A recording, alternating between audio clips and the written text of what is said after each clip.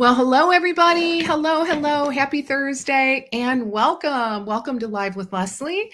And I'm Leslie Bytel here. And I'm so delighted that you're here with me today.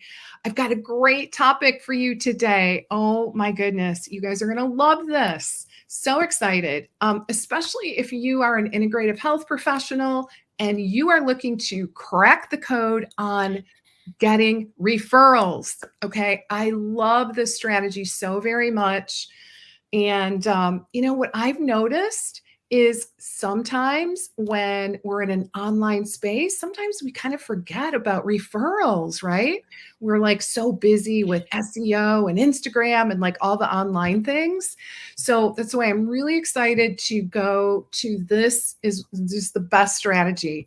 So we are going to chat today about getting referrals. So really building a referable business. And the clencher is without asking. No arm twisting, no manipulating, none of that. And we have an awesome guest today, Stacy Brown Randall from Building a Referral Business. So welcome. Welcome everybody. Welcome Stacy. So happy to have you here with me today. I'm excited to be here. Thanks for having me. Such a great topic. And then just real quick, for those of you that are maybe new and don't know me, welcome, big warm welcome. I'm Leslie Bytel, and I'm a practice growth expert specifically for integrative functional health professionals in private practice.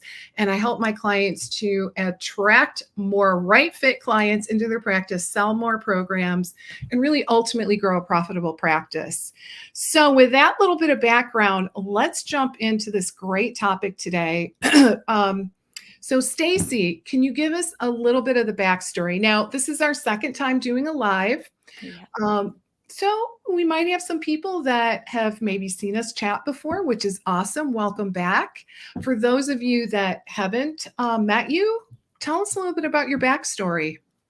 Yeah, the short version is the journey from where to be where I am today came from the School of Hard Knocks and trying to figure out how to overcome a business failure that I had run for 4 years before it failed. And I had to go back and get a job. Uh, And then starting my second business, which is this one, which is okay. 10 years old this Oh, year. Yeah. So it's really exciting to kind of see. I mean, like for me, I'm living it. So I'm like, I do sometimes forget, like, oh my gosh, it's been 10 years. yeah. But for me, it all came down to how am I going to fill. I started a coaching practice. What this business used to be, the second business, was a productivity and business coaching practice. And filling that coaching practice in ways that would work for me so I didn't have another business failure was really important. And I needed to do it where I wasn't just networking all the time because I Yeah. have 3 kids and a husband and I like to have a life outside of business, which is important. And so I kind of stumbled upon, hey, wait, referrals. I didn't get any with my first business that failed. I need to make that a part of the process with business number two. Mhm. And I did. Fast forward 10 years later, I'm teaching referrals in a very different way. And of course, I think it is some of the best things that you can teach others are the things you learned on your journey along the way. So I have a book, Generating Business Referrals Without Asking. I've got a podcast, Roadmap to Referrals. I am obsessed with all things referrals. But like you said, doing it in a way that actually works for people, which means naturally, not manipulating, not incentivizing, not having to ask, none of that stuff we don't want to do. Right. Yeah, because it gets awkward, right? It could be awkward, uncomfortable. I'd love to hear from our audience. What are your thoughts around referrals? Like, just give me a sense of where you are. What percentage of your business is currently based on referrals? My hunch is that it's a golden opportunity. Seriously. Like I said, wouldn't you agree? Like nowadays, Stacy, it just seems like because we're all online, right? Like all of my practitioners are online now. And that's really a shift, even over the last few years. And I think as a result, what I notice is sometimes we're so focused on all the things online, Instagram, all the social media, all the things, right? Blogging, all the online things that sometimes we just forget about some of these more, I think, low hanging fruit opportunities. Oh, I mean, definitely. It's funny because people always tell me, like, what businesses are going to be better for referrals versus others. And I was like, there's a strategy regarding referrals for every type of business out there. Yep. In my world, if you have to build relationships with your clients, like if you are there with them, if you're answering their questions, if you're being a part of their journey to whatever transformation that you're helping them evolve on, and you are building those relationships with your clients, then the best way to get referrals is you doing it in a way that really honors that relationship. It honors the relationship that you have with them as a client. And I'm not just saying only clients can refer you. There's actually more than one type of folks out there that can refer you. But for a lot of practitioners, clients are the big one. And so it's understanding kind of what that looks like. Like, that's right. Maybe that client sitting in front of me or that client that I had, a couple of years ago or whatever could actually be generating referrals amongst others, like centers of influence that could be providing referrals too. But you still have to have a strategy. You still got to have a plan. You got to have a Yep. process. You got to know what this looks like. Absolutely.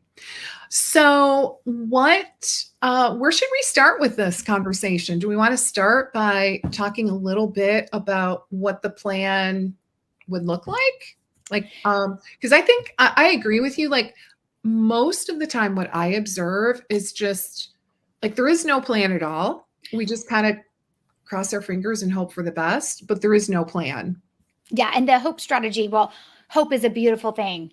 It is not a business strategy, right? Like, everybody Hope is needs hope, good, right? positivity is good, but yeah, when Yeah. it comes down to it, you need more than hope, right? We got to go a little deeper. We got to go a little further.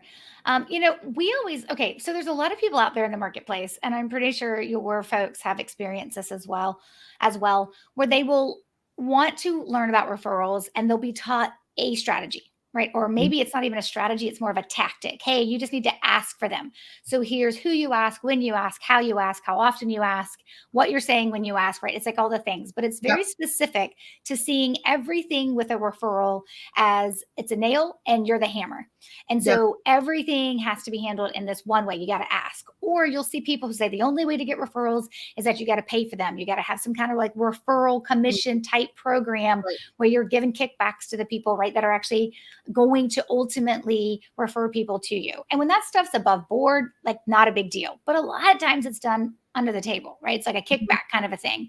And when it's not disclosed, that does become an issue.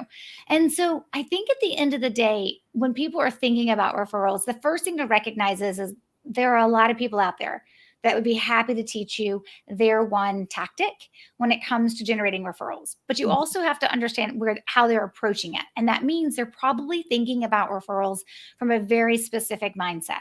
So if you work with someone and they say, the way to get referrals is put in your email signature, the greatest compliment you can give me is a referral, right? That is a tactic. That is not a strategy. That right, is a tactic. And that tactic is rooted in the idea that referrals are part of your marketing plan. It's the same way when someone says you got to ask for referrals. Ask everybody, right? Even your coffee barista every single morning. Ask them if they know anybody, right? oh, It's the worst. And what a so, nightmare. but that means that person who's teaching you that tactic, because asking is not a strategy, it's a tactic. And so when they're teaching you that tactic to ask for referrals, they're looking at it as it's a prospecting thing that you're doing. You see somebody and you attack. Right. So, like, when someone's teaching you about referrals, you've got to understand is the tactics they're teaching you, are they within prospecting or marketing? Because what I teach and what we believe is that referrals have no business being in your marketing plan, and they have no business being in your prospecting plan.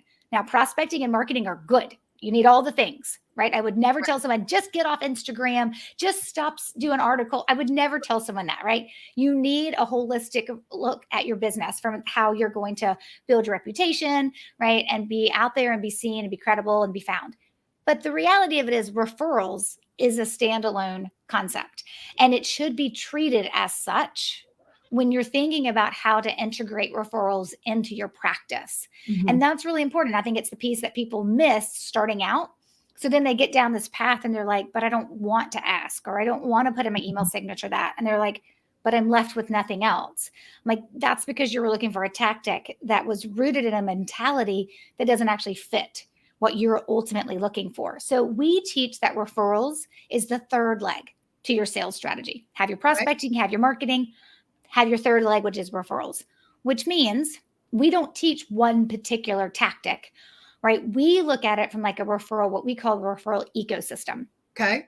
And it really is all the places in your business where referrals are hiding. And we look at that ecosystem, and from there, we can pull out individual strategies. And the way we work with our clients in our like a bigger coaching program is that you've got some things that are foundational and some things that are just situational. And some things you don't need unless you're taking your business to the next level. And that just really depends on what that next level looks like for you. But at the heart of it, when people are like, well, where do I start? I'm like, you got to start with the foundation. Like, you really have got to build a strong foundation of referral generation in your business and recognize nothing I teach is one and done. Nothing I teach is a bright, shiny object, and nothing I teach you can do once and then, oh, you're in it, right? Like, that's all you got to do. So we look at these foundational strategies, and there's 3 of them. Okay. One is, do you have people referring you now? If you do you have a strategy in place that you follow throughout a year that allows you to generate more referrals from them throughout the year? And do you know like what to do and what to say so that it's more about taking care of them? Right. So you're never directly having to come out and be like, hey, give me a bunch more referrals, because I would never want anyone to do that. But if you have people referring you now, what are you doing to get more referrals from them? And just hoping that they'll refer you once and refer you again is not, again, not a strategy. Not a strategy. Right. And I love that, because that, like I always say, there's more where that came from if you have a strategy, right? Yes. That's like the best place to start, guys. Really look at who is currently, where'd you get your referrals from? Yes. Make a list. It is the number one low hanging fruit. Yeah. Like easy. When I'm having conversations with folks and they're trying to decide like which of your programs should I start with, or if they're considering my coaching program and they're always like, where should I start? I'm like, your business has to tell me where you're going to start, and your business data, it is what is most important. And if somebody has referrals and they have referral sources, meaning humans that refer other humans to you, then that's where I want to start, because that's your low hanging fruit. That's like, oh my gosh, you just need to know a few things on how to take care of these people in a better way, but plant the right type of referral seed language. And then you'll be able to ultimately get more referrals from them. But not everybody can start there. Right. And some people are brand new, right? Like you don't. Oh, definitely. Yeah. If you're brand new, you're not going to start there. But also for some businesses, even if you start there with, hey, I've got referral sources, you recognize that your referral sources are your current referral sources are only going to do so much. They're only going to take you so far. And if you're looking to grow or to scale or to bring somebody else in the business, right, whatever you're looking to do with your practice, sometimes you are going to come to the place that you decide you need more people referring you. You need more referral sources. And if you need more referral sources, well, that actually is a different strategy. You can't apply the same strategy to someone who refers you to someone who's never even considered or had the thought cross their mind that they would refer to you. Like, you're just starting in a very different place in that relationship. And so you may have clients that you're like, oh my gosh, they're so connected. Like, if they would just tell 5 of the people that they know and love about me, like, that would be amazing. But you can't do this by osmosis, right? You can't just like look at somebody and be like, Leslie, I need you to refer me. Okay, got it, right? Like, it's in my brain, in your brain. That's not how it works. Right. And so there has to be a process that you will take people through that gets them to the place where referring you feels like their idea. And that is that is the most important thing for people to recognize, is it needs to be their idea. Because the minute you ask me to refer you, or the minute you make it about me referring you, what you've just done is given me more work to do and commoditized our relationship. And Leslie, I don't know about you, but I got a ton of work to do on my own. Oh, yeah. I don't need your work too, right? But if you make it my idea to to think about referring you, then I have somebody who needs you and I'm helping them, right? And which is the main reason why someone refers, is because they're helping someone else who has a problem, and you happen to be the solution provider to that problem. But I also get to feel good because I'm giving you a new client. That's just not the leading indicator as to why someone will refer to you, no matter how much they love you. And so when you think about, okay, there's just got to be some foundational things I have in my business. One is, who's referring you now? Let's get more from them. The other is, do you need more people, new people referring you? And then the third foundational strategy is your client experience. And Mhm. if you've had one client, you have a client experience. Okay. Whether or not you're intentional about it is a whole other different conversation. And whether or not you're looking at it from the perspective of how you can generate referrals through it is different, right? But the idea there is understanding that even as a client chooses to work with you, when they're in the new stage, the active stage, or the alumni stage, when they're done working with you, what are you doing to build a referable client experience and make sure you know the moments to look out for and the opportunities to plant referral seeds and notice patterns and things like that. Okay. So if I heard this right, three legs, right? Or three categories. Yes, three foundational strategies. All right. So people that have referred to you before, Hmm. new people, Hmm. right? Yep, And client journey. yep, that Okay. client experience. All right. Got it. All right. So what do you do with those? Yeah, so it really all comes down to you don't ever put all of them in place at one time.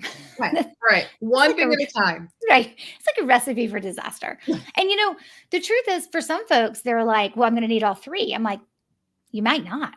Like, Okay. wouldn't it be amazing if you could get the results you want, which whatever that is, right? If you could get those results and it's just you only got to do one of them. So like I'll have some people that go through the program that teaches it's called Growth by Referrals and it teaches people who are already getting referrals and have referral sources like how to get more referrals from those existing current referral sources.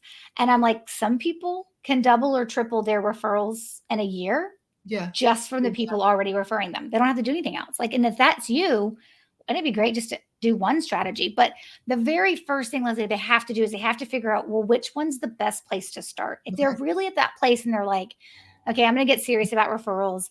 I want to make sure that I'm going to have a strong 2024. So I'm Yep. going to put some things into place to actually generate referrals, right? We recognize we're playing a long game. So we're not looking for this to like hit, right? In like 30 days. We recognize we're building relationships, but I would want their data to tell me, well, here's where you need to start. Okay. So, and we always say if you have about half a dozen or maybe upwards of 10 people that are consistently referring you now, and consistently can be like once every year, but Okay. they have referred you. You've got about, I mean, we say it starts around 6 people, but I always tell some folks maybe for you it's like 10 or 12 people that are Okay. referring you.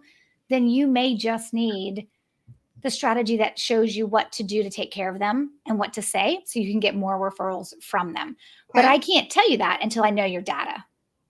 Okay. Well, I just to kind of piggyback on that, because my audience, all practitioners, right? Mhm. So, and I talk about this a lot. The low hanging fruit, at least in my opinion, is to look through your case files, dig them out, and look to see. And if you're not tracking this, guys, you need to Yes. start. Okay. I guess that's step Please, one is please. on the intake forms for your patients and clients, you got to ask, where did you hear about me? How did how did we connect? So please start asking. That's step one, right? Oh my gosh, you're right. So I should have made that my disclaimer, right? Like if you don't know, right? But there's actually a process we take folks through, and it's in chapter 8 of my book. We've Okay. got free resources on the resource page Awesome. on our resource tab on the website because we believe that you don't know how to make a decision until you can have this information. So we like are constantly pushing it out there free, like just do this step, and Okay. we call it the client and the prospect look back. Okay. And I'll tell you for the practitioners you were just speaking to about they don't ask this information and they don't have records of this information, their journey is what we like to call walk down memory lane. And it's Okay. going to take a little bit longer and it's going to take a little bit more work, but it's worth it. And what we ask folks to do is we ask them to like list out their clients. Like, who did you bring on new in 2023? And who did you bring on as a new client in 2022? And who did you bring on as a new client in 2021? Now, I usually like 3 full years of data. So in Okay. this case, I Yeah. would actually ask folks to go all the way back through 2020. But I Okay. know 2020 was a little bit of a janky year for some folks. So sometimes they go back to 2019. Sometimes they just start at 2021. But what you're looking for is you're going to list out all your clients. And I would assume if someone has paid you money, you can pull a list of who those humans are, right? Oh At yeah. a minimum, Easy. right? I think And that you can be done in 5 seconds. Right. Because they have, So, their EMRs, right? So guys, your practice better, you're healthy, just pull it up, right? yes. And so that's easy. Right. And so once they know who their clients are, then the next thing I want them to track what year they came on board with them. Were they a 2021 client or a 2023 client? Okay. I want them, and I tell folks, I'm like, an Excel spreadsheet is your best friend here. Like that's what we give for folks who want to download our tracker. We're like, it's an Okay. Excel spreadsheet or a Google sheet, however you want to download it. Right. And so it's 3 columns. It's like, what's the year? What's the client's name? And then the third column is what's the source? Like, how do these people learn about you? Is Okay. this person your neighbor? Is this person, someone who used to work with you before you went out on your own? Are your kids on the same soccer team or football team or baseball team? And that's how you know this client. So you're listing out the sources, and including in that are those that were referred to you by someone else. And so if a client was referred to you, you wouldn't just put referred, you would put referred by, Right. and then the name of the referral source. And what we find, because we spend a lot of time in people's data, what we find is that usually people project the recency bias onto how they think their business is doing. So they project what they remember. If they got the last 3 clients by referrals, they're like, oh, yeah, I get referrals like all the time. That's how my business grows. And then we look back of 3 years of data and we're like, no, not the way you wanted to. Right. But they just project whatever has happened recently, which is why when Normal. someone says to me, oh, I can come up with a list of who my referral sources are off the top of my head, I'm like, I don't want that list. Like that list is not Okay. a data list. Okay. Yeah. I'm sure it's biased. Yeah, it is. And And it's not it's because not inclusive, right? it's You're it's gonna what we remember. Yeah. Right? Like, it's just like, I mean, I remember I was looking back the other day and I realized I was like, why does this not look right? And I was like, wait, something's missing. What's missing? And it was like a prospect. And I was like, oh, yeah, where did that prospect come from? And then I was like, oh my gosh, that was referred to me. And then I'd be like, oh my gosh, did I send a thank you note to the referral source? Like, we all find Right. ourselves in those places from time to time. No business is perfect, but you can't make an educated decision on a direction to take in your business without understanding this data piece of what's actually been working in your business. Right. And so for us, we want people to look at it and be like, okay, who are your clients? What year did they come in? And how did they find out about you? What was their source? And if they were referred to you, we want you to capture the referral source's name. And that is for your clients. Now, if you want to do a holistic look at this, we would also ask you to do this with your prospects. And your prospects are people who, for whatever reason, they had a conversation with you, but they didn't move forward, Okay. right? They just made the decision not to. Maybe they were not now or no or whatever. Not everybody has that information going back 3 years. So I'm always like, can you give me 1 year of prospect data? Because those prospects may have been referred to you, and that referral source Mm. deserves to be counted in your master Okay. list of referral sources, even if that prospect did not become a paying Okay. client. Okay. That's a great tip. Yeah, because some Love it. people are like, well, I only like thank my referral sources when the prospect they sent me becomes a client. And I'm like, that is a terrible way to do it. Like, Okay. we want you thanking and acknowledging, right, your referral source for the act of referring you, not necessarily that that person decided to hire you. Now, Got if it. you have like a really terrible closing ratio of like the people that are referred to you and you're closing, like let's say you get 10 referrals in a year and you don't close any of them, well, then I want to have a whole different look at your business from Yeah. quality and closing, your how you handle your closing conversations, and of course quality of those referrals.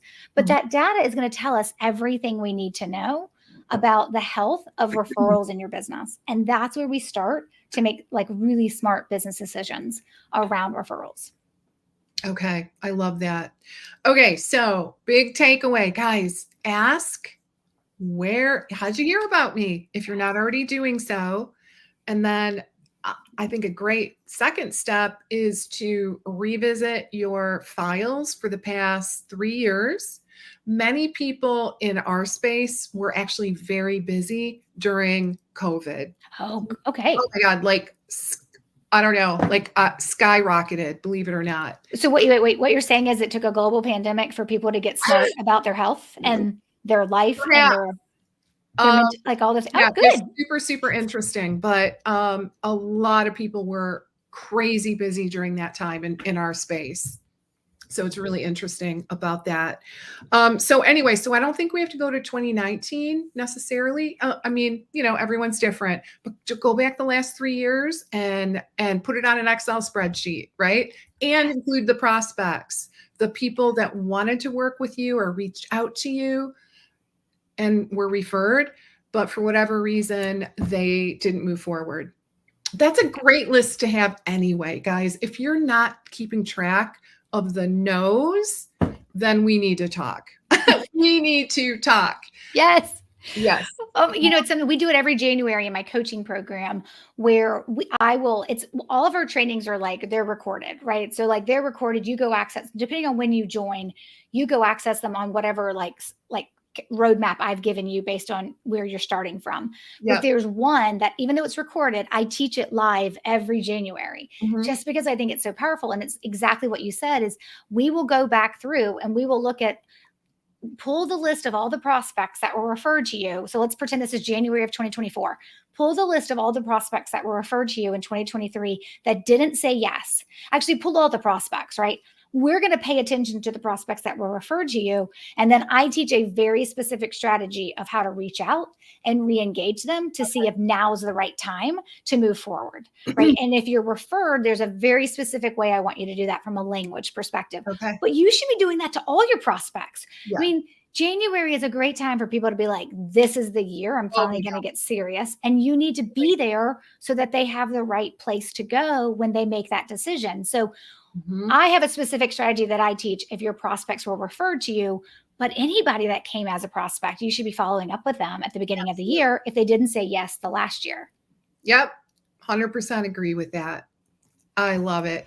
All right. So I want to dig in a little bit in terms of, okay, so we've got this list of referrals, and I understand they're divided into like three different types, right? But what do we do with them?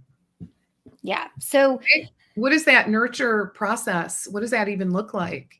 Yeah. So when you do the data that we've been talking about, that's going to reveal one big decision point for you in your business, which is, do I have enough people referring me? Okay. Or do I need more? And it's at that point where you could say, I have enough people referring me. And then I would say, great, now we need the right ongoing strategy to nurture, to care for, right, that relationship, but doing it in a way where we're using the right type of outreach, the right type of nurturing, the right type of language, so that they consider referring you more and more, and having those opportunities present themselves. Versus if you look at that data and you're like, I have 4 people referring me, I'm gonna be like, that's not enough to build a system or a program or a plan around.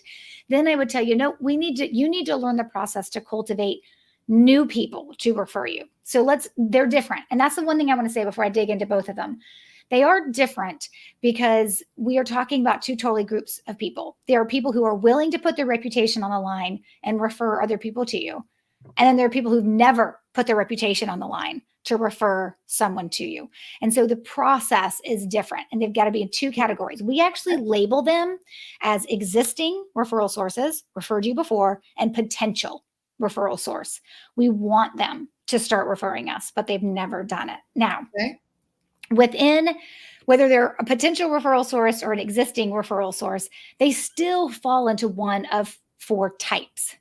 That means they're clients, they're centers of influence, which basically just means someone who knows what you do, but has never really paid you money, right? Okay.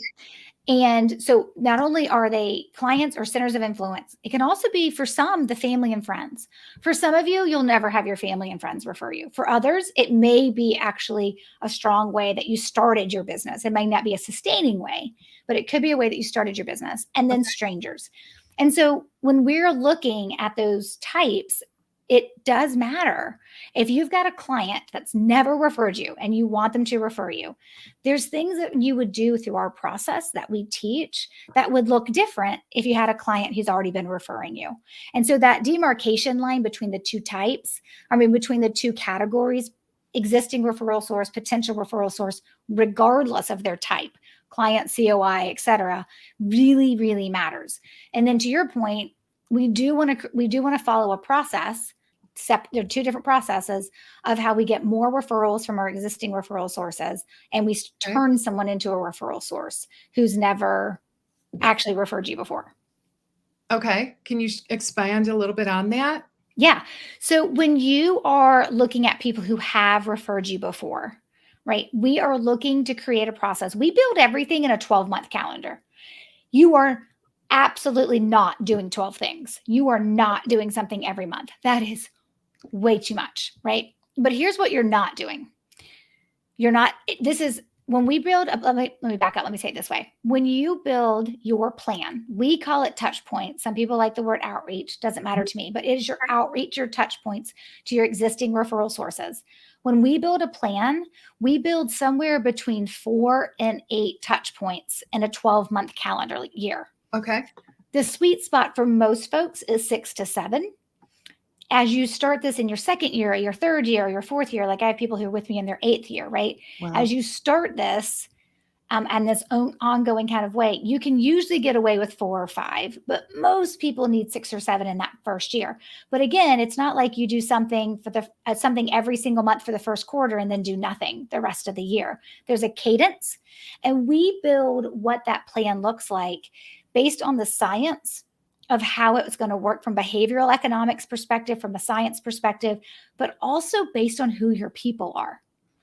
So if you're looking for referrals from your clients and they're all women, well, your plan, I mean, I'm just being general here. Yep. Your plan of what your 6 or 7 touch points in a year are going to look like are going to look different than if I were doing this for a financial advisor, right? And all of his or her referral sources, right, at that point are, mostly men in their 50s. I'm being grossly over generic. Right. That's fine. Right? That's fine. Yeah. Yeah. So who your people are matters. So a lot of people are like, tell me what my 6 touch points are. Tell me what my 7 touch points are. And I always say I can't because I don't know who your people are. Now, within my framework, there are a few things I say you must do. Right. There's the same way we all kick off the plan because we want to make sure we're managing expectations without our referral sources knowing that that's what we're doing. But we all kind of kick off the plan together, and there's a few things we do, but we really pay attention to how we connect with our referral sources. Okay. Like we really want to, but here's the thing.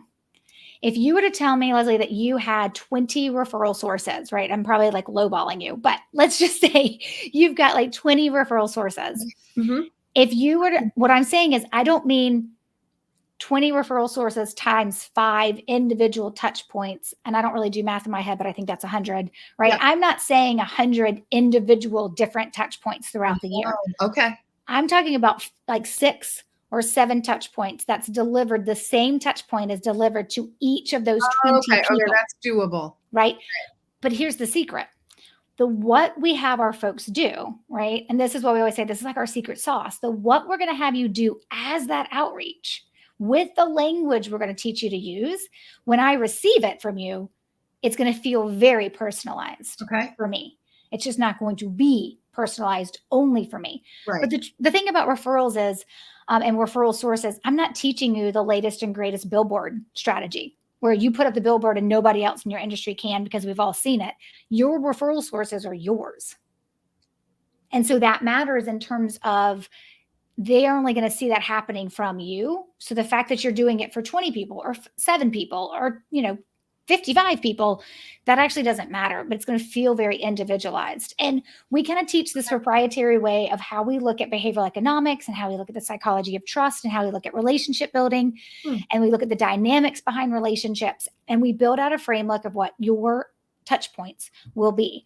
These aren't complicated. They don't have to cost a lot of money. Please don't overestimate the power of a handwritten note, but you can't write 7 note cards and think you're going to get a whole bunch of referrals either. But it is a nurturing thing that we look at. And I look at someone's, who are your referral sources? What is your budget? And then I also want to pay attention to what's authentic to you and what your referral sources need. We have to pay attention to all of those pieces as we're building out somebody's plan. Okay. So like, can you give me an example? Yep.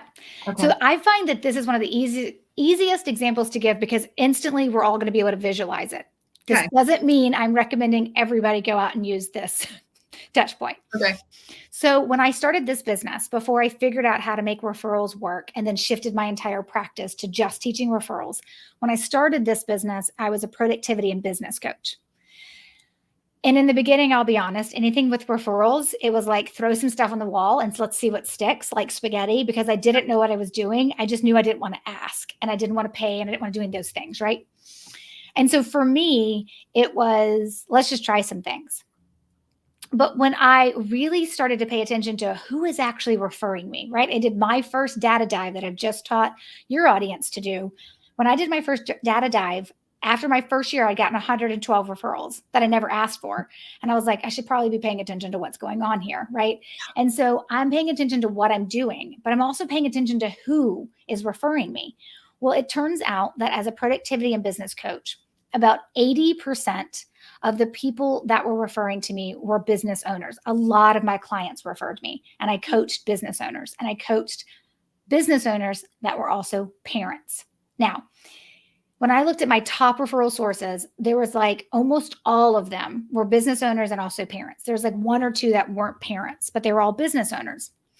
And so for me, it made sense that, okay, we're looking for commonalities. We're looking for moments where that you can show up differently than anybody else.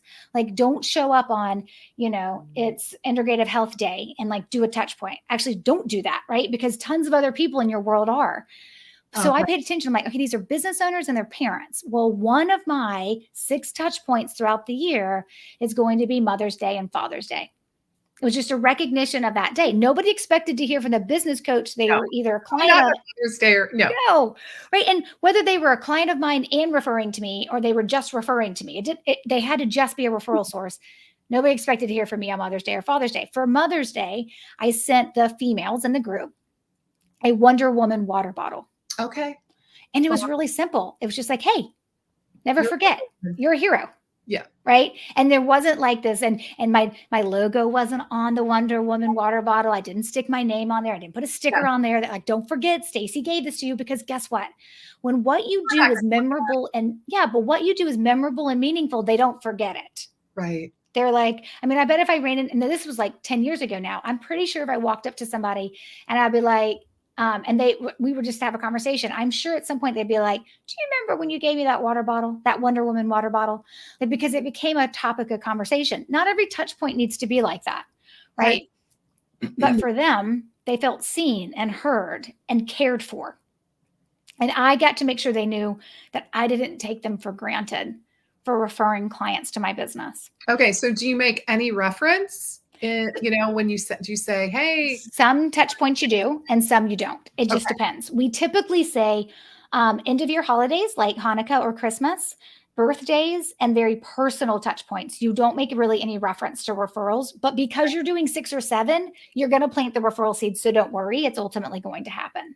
Okay. Yeah. But it would be weird for you to be like, Leslie, happy birthday. And oh, by the way, thanks so much for all your referrals. Okay. Right? Because that makes it about you then. It's a little weird, like getting like 6 little gifts a year. But they're not getting gifts. And cards. You may only do 1 gift throughout the year, right? So there is a variety. If you look into the how behavioral economics works and what triggers someone to give you permission subconsciously to occupy more space in their mind. Yes. Right. There are some things that happen throughout behavioral economics and this idea of persuasion. And one of them is variety. Okay. And so we lean heavily into variety of what you're going to do.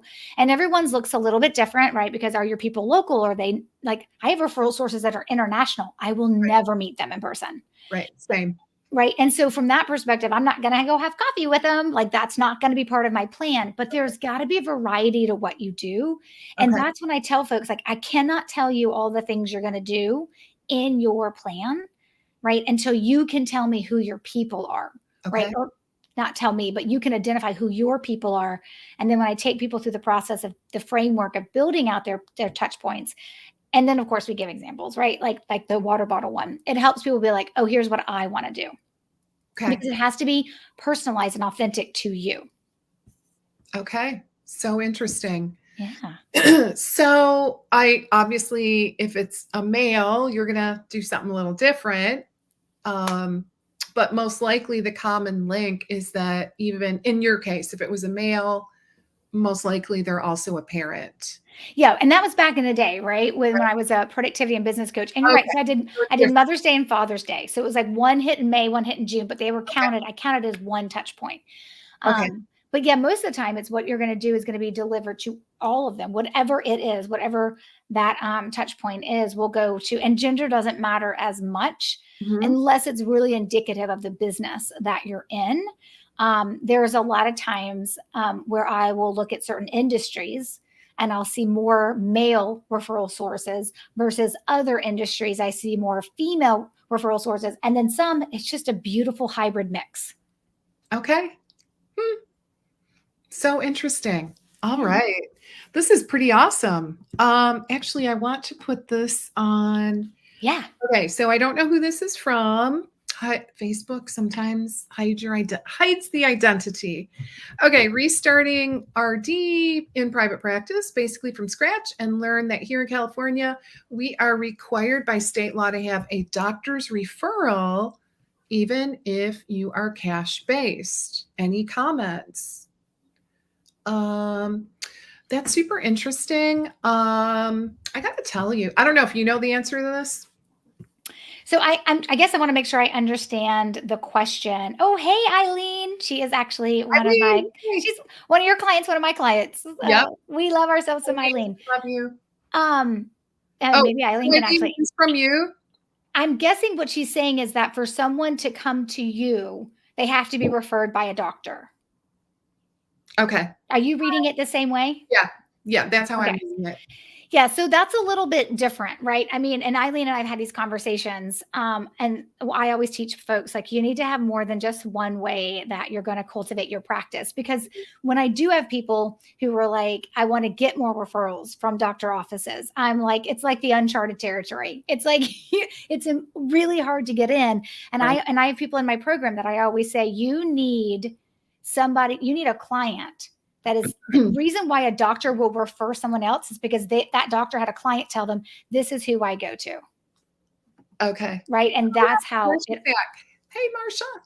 yeah, that's how it ultimately works. So here's the thing I always say about doctor's offices. They don't operate like anything else.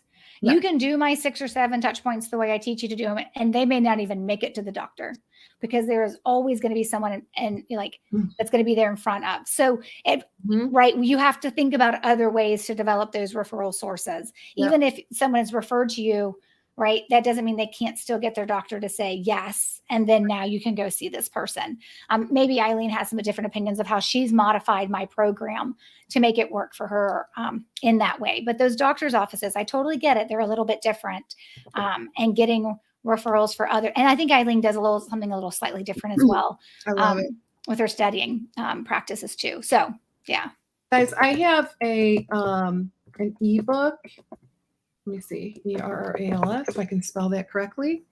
So my area of expertise is the medical world, right? So I actually do have an ebook that you guys can check out, lesliebytel.com/referrals, but it's really more specifically in healthcare, right? Perfect. In the healthcare world.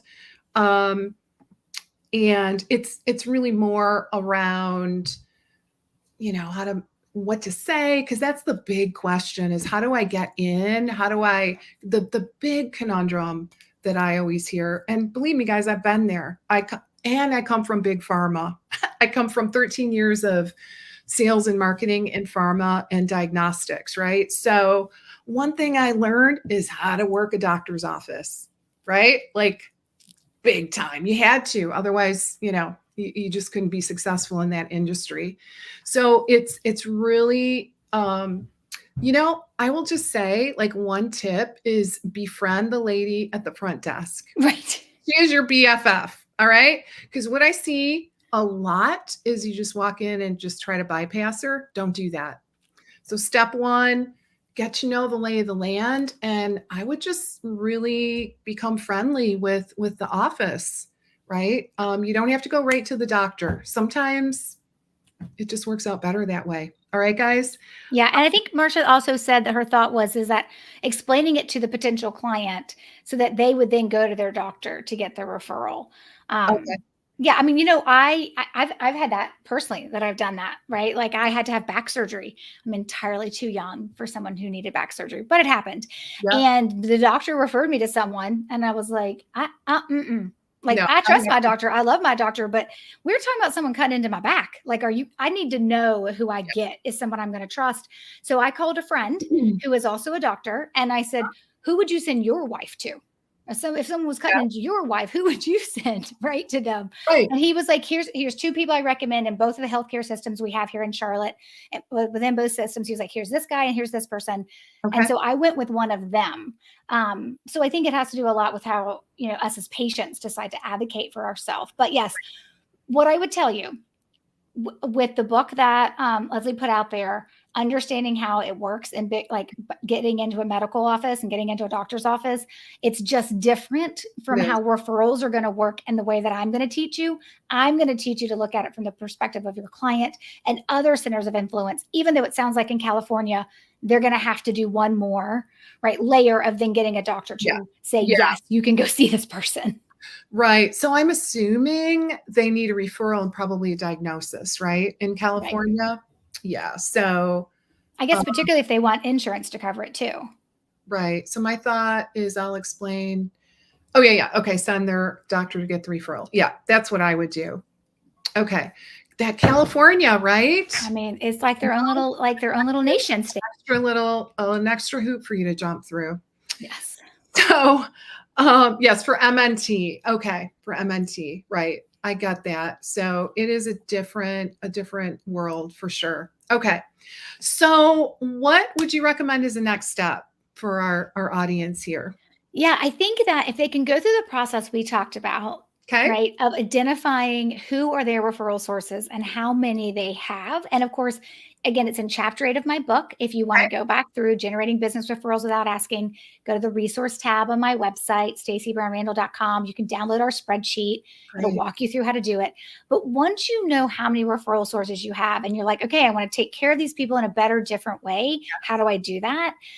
Then I think the next step is figuring out which program do I need. If you've got more than a half a dozen or more referral sources, it's growth by referrals. If you have less than 6 people referring you, it's definitely referring machines. And if you've been in practice at least a year, you could also consider starting with referable client experience. I don't want you doing it if you're less than a year because your client experience has yet to evolve to a place where it's probably super repeatable. But you have a link for that. You can send your folks. There's a page on my website. You can take that link that Leslie just gave you, and it'll actually compare those 3 programs to each other so you can figure out which one's the right one for you. And guys, I just want to let you know, I created a bit.ly. And by the way, this is an affiliate link. You guys know I only recommend people that I think are top notch in the industry. So this is an affiliate link. And I created a bit.ly just to make it a little easier because the other one was 18 inches long, right? So with a million letters and numbers. So this one is a little little easier. It's bit.ly/Leslie _referrals. You can see that on your screen. Go check it out. By the way, I have Stacy's book. It's an awesome book. So I think that could also be a great place to start. Definitely. Right? Yeah. I think I'm not sure how Eileen found me. So Eileen just mentioned she went through the Growth by Referrals program. She may have started with the book and then decided to move into the program, but she's actually the reason I got referred to you. And we did the first live last year, and now here we are back doing it again. Yes, so, Eileen is one of those connectors, right? Those connectors in the world. She's a fabulous, fabulous connector. Yes. Good job, Eileen. We love you. Oh, that's how she learned about me. I did a webinar. Oh, interesting. Okay. Yep. That's cool. That's a great thing to do. Awesome. Yeah. All right, guys. Wow. Time flies. I'm always amazed. We could go on and on. This is a really great topic. Guys, the takeaway is get moving, get started. All right. Like I said, the thing I hear all the time is, OMG, I'm so busy. I'm doing all this SEO, blogging, Instagram, all the things. But please don't forget, seriously, this is your low hanging fruit without a doubt. Do not overlook relationships. It may sound a little old fashioned in this world we have today, right? But I am telling you, it moves the needle. Referrals. All right, guys. What is the name of the book? Yes, it is Generating Business Referrals Without Asking. And Okay. my podcast is Roadmap to Referrals. Okay, awesome. So you've got a couple of, really easy steps there that you can take and check out, just check things out and just get started, right? Like just get the ball rolling, get started, do a little analysis on where your referrals came from over the last few years.